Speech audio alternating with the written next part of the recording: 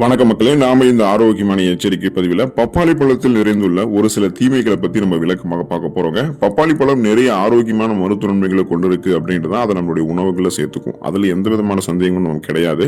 ஆனா பப்பாளி பழங்களை நம்ம அளவுக்கு அதிகமாக சாப்பிடும் போது, சாப்பிடக்கூடாத நபர்கள் எடுத்துக்கொள்ளும் போது, ஒரு சில உணவுப் பொருட்களோட இணைத்து எடுத்துக்கொள்ளும் போது பப்பாளி பழத்தினுடைய தீமை அதிகரிச்சுட்டு தான் போகும்.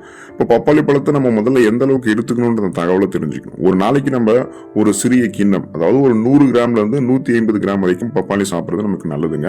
எப்போதுமே நம்ம நல்லா பழுத்து இருக்கக்கூடிய பப்பாளி தான் சாப்பிடணும். ஏன்னா அதுலதான் லேட்டெக்ஸ் உடைய அளவு மிக குறைவாக இருக்கும். அப்பதான் உங்களுக்கு அலர்ஜி எல்லாம் ஏற்படாம நீங்க நலமோடு இருப்பீங்க. பப்பாளி பழத்தை எடுத்துக்கொண்டீங்கன்னா நன்மைகள் உங்களுக்கு கிடைக்கலாம். ஒரு சில தீமைகளும் இருக்கு. அந்த தீமைகளை பத்தியும் நம்ம விளக்கமா பார்ப்போம். அதை பத்தி பாக்குறதுக்கு முன்னாடி இந்த வீடியோக்கு மட்டும் ஒரு லைக் கொடுத்துட்டு இந்த தகவலை உங்களுக்கு தெரிஞ்சவங்களுக்கும் ஷேர் பண்ணிடுங்க. இது அவங்களுக்கும் பயனுள்ளதாக இருக்கக்கூடிய ஒரு ஆரோக்கியமான பதிவு தான்.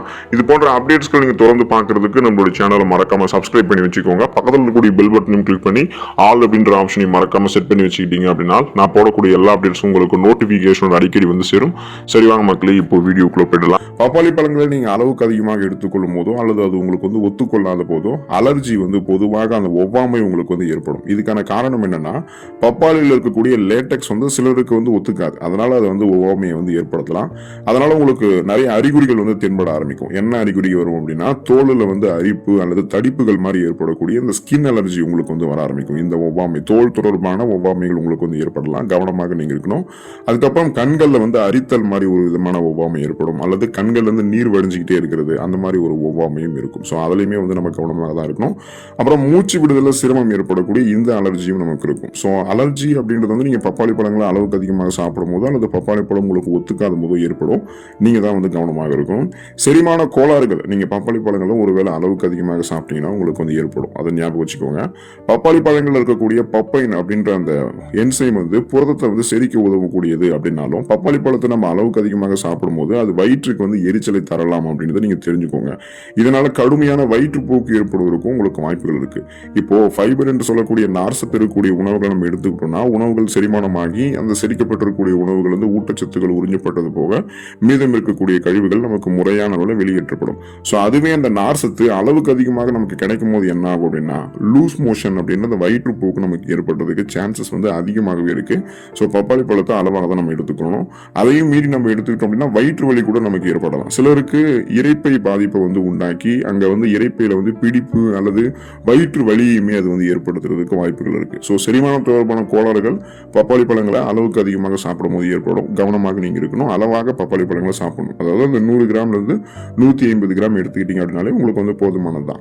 ரத்தத்தில் இருக்கக்கூடிய சர்க்கரையினுடைய அளவு பாத்தீங்கன்னா ஒரே அடியா நமக்கு குறைத்து, அதாவது லோ சுகர் ப்ராப்ளத்தை உங்களுக்கு ஏற்படுத்தும். ஒரே அடியா சர்க்கரையினுடைய அளவை குறைக்கும்.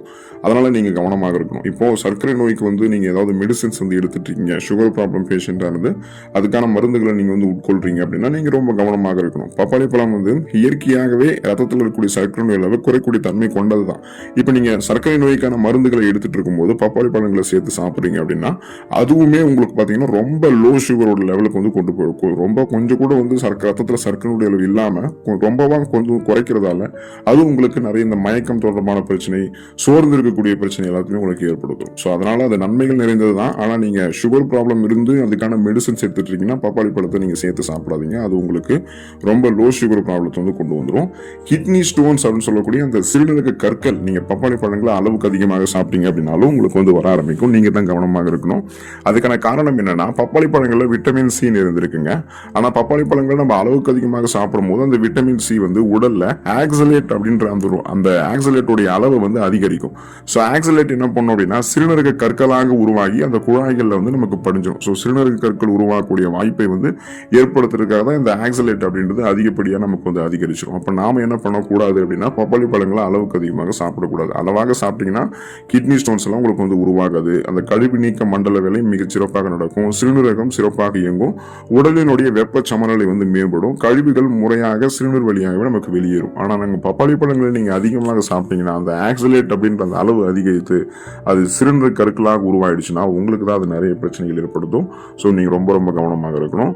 தோலில் நிற மாற்றங்கள், அதாவது கரோட்டினீமியா அப்படின்னு சொல்லக்கூடிய அந்த தோல் நிற மாற்றம் வந்து நீங்க பப்பாளி பழங்கள் அளவுக்கு அதிகமாக சாப்பிட்டீங்க அப்படின்னாலோ, ஒருவேளை பப்பாளி பழங்கள் உங்களுக்கு வந்து ஒத்துக்கொள்ளல அப்படின்னாலுமே உங்களுக்கு ஏற்படும். இதுக்கான காரணம் என்னன்னா, பப்பாளி பழங்கள் இருக்கக்கூடிய பீட்டா கரோட்டின் தான். ஸோ இந்த பீட்டா கரோட்டின் அளவாக கிடைச்சதுன்னா கண் பார்வையில நமக்கு வந்து கூர்மையாக இருக்கும். இது மாதிரி நிறைய நன்மைகள் கிடைக்கும். ஆனா அது அளவுக்கு அதிகமாக நம்ம உட்கொள்ளும் போது உள்ளங்கைகள் மற்றும் பாதங்கள் அங்க வந்து உங்களுக்கு கலர் வந்து எப்படி தெரிய ஆரம்பிக்கும்னா, இயற்கையாக இருக்கக்கூடிய உங்களுடைய நிறம் வந்து மஞ்சள் நிறமாக மாறக்கூடும். ஸோ இது வந்து தற்காலிகமாக அப்படின்னாலும் அளவாக நீங்க சாப்பிட்றதுனால கொஞ்ச நாளைக்கு வந்து அது இருக்கும், அந்த தோல் நிறம் மாற்றம், அதுக்கப்புறம் சரியாயிடும். அது வந்து பயப்படக்கூடிய அளவெல்லாம் இல்லை. ஆனா நீங்க அளவுக்கு அதிகமாக எடுத்துக்கிட்டீங்கன்னா அதுவுமே உங்களுக்கு வந்து பிரச்சனை தான். ஸோ நீங்க தான் வந்து பாத்தீங்கன்னா கவனமாக இருக்கணும். இதய துடிப்பு தொடர்பான பிரச்சனைகள் உங்களுக்கு வந்து ஏற்படுறதுக்கு வாய்ப்புகள் இருக்கு, நீங்க பப்பாளி பழங்களை அளவுக்கு அதிகமாக சாப்பிட்டீங்க அப்படின்னா. பப்பாளி பழங்கள் இருக்கக்கூடிய சில கூறுகள் இதய துடிப்பினுடைய வேகத்தை லேசாக குறைக்கலாம் அப்படின்றது வந்து கருதுறாங்க. எனவே பாத்தீங்கன்னா அது உங்களுடைய அந்த இதய துடிப்பு குறைபாடு அதை வந்து உங்களுக்கு ஏற்படுத்தலாம். அல்லது இதயம் தொடர்பான பாதிப்புகள் இருக்கிறவங்க எல்லாம் பப்பாளி பழங்களை அதிகமாக உட்கொள்வதும் தவிர்க்கணும். 100 கிராம்ல இருந்து 150 கிராம் வரைக்கும் 120 கிராம் வரைக்கும் நீங்க எடுத்துக்கிட்டீங்கன்னா அப்படின்னா போதுமானது தான்.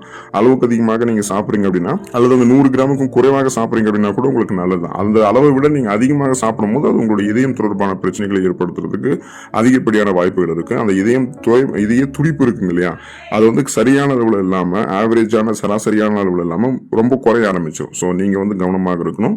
மருந்துகளுடன் வினை புரிய ஆரம்பிக்கும் நீங்க பப்பாளி பழங்களை வந்து சாப்பிடுறீங்க அப்படின்னா. அதாவது உங்களுக்கு இந்த ட்ரக் இன்ட்ராக்ஷன் இருக்கும். இப்போ பப்பாளி வந்து சில குறிப்பிட்ட மருந்துகளினுடைய செயல்பாட்டில் வந்து குறுக்கீடு செய்யும். அதாவது ரத்தத்தை மெலிக்கக்கூடிய மருந்துகள், பிளட் தின்னர்ஸ், அது வந்து நீங்க அந்த மாதிரி மெடிசன்ஸ் எல்லாம் எடுத்துட்டீங்கன்னா நீங்க ரத்தத்தை வந்து மெலிதாக்கக்கூடிய மருந்துகள், அதுக்கு ஃபார் எக்ஸாம்பிள் வந்து பாத்தீங்கன்னா வார்ஃபரின் அப்படின்னு சொல்லுவாங்க. ஸோ இதெல்லாமே நீங்க எடுத்துக்கொள்ளும் போது இந்த மருந்துகள் எல்லாமே ரொம்ப வீரியமான மருந்து. அப்ப பப்பாளி வந்து நீங்க எடுத்துக்கொள்ளும் போது அந்த பப்பாளி வந்து மருந்தினுடைய வீரியத்தை இன்னும் அதிகரித்து ரத்த கசிவு ஏற்படக்கூடிய அபாயத்தை உங்களுக்கு உண்டாக்கலாம். அப்போ ஒரு சில இந்த மாதிரி வந்து ட்ரக் இன்ட்ராக்ஷன்ஸ் உங்களுக்கு ஏற்படும். மருந்துகள், மெடிசன்ஸ் ஏதாவது எடுத்துட்டு இருக்கும்போது, குறிப்பா ரத்தத்தை மெலிதாக்கக்கூடிய மருந்துகள் நீங்க எடுத்துட்டு இருக்கீங்க அப்படின்னா அப்போ நீங்க பப்பாளி பழங்களை உட்கொள்ளாமல் இருக்கிறது நல்லது. குறிப்பா சர்க்கரை நோய் மருந்துகள் எடுத்துக்கொள்ளக்கூடிய அவர்கள் வந்து முன்னாடியே சொன்ன மாதிரி அந்த சர்க்கரை குறைப்பு மருந்துகளோட சேர்த்து பப்பாளி பழங்கள் நீங்க சாப்பிடுறது சர்க்கரையினுடைய அளவுக்கு வந்து ஆபத்தான ஒரு நிலைக்கு உங்களை கொண்டு போயிடும். அதனையுமே நீங்க வந்து கவனமாக இருக்கணும்.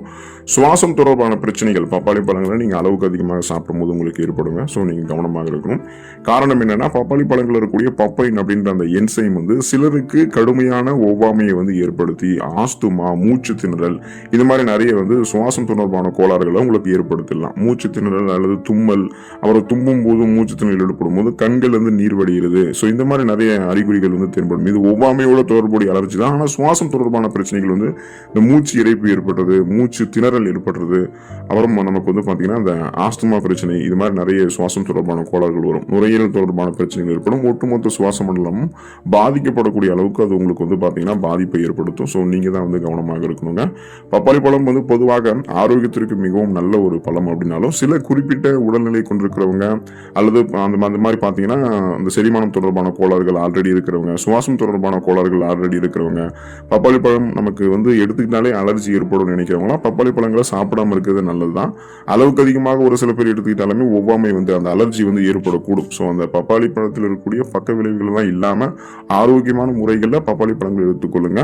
பப்பாளி இலை சாரெல்லாம் நீங்க எடுத்துக்கணும்னா ஒரு நாளைக்கு 3-5 ஸ்பூன் எடுத்துக்கிட்டீங்க அப்படின்னாலே போதுமானதுதான். ஸோ அது வந்து ரத்த பிளேட்லெட்டுகளோட எண்ணிக்கை அதிகரிக்கிறதுக்கும் உங்களுக்கு உதவிகரமாக இருக்கும். பப்பாளி பழமாக இருந்தாலும் பப்பாளி இலை சாராக இருந்தாலும் அளவாக எடுத்துக்கொண்டு நலமான மருத்துவமைகளை பெற்று வளமான வாழ்க்கையை வாழுங்க. உடல் நலத்தை பராமரித்துக் கொள்ளுங்க. தீமைகள் பக்கம் போகாதீங்க. அடுத்த ஆரோக்கியமான பதிவில் மறக்காம சந்திப்போம். நன்றி மக்களே.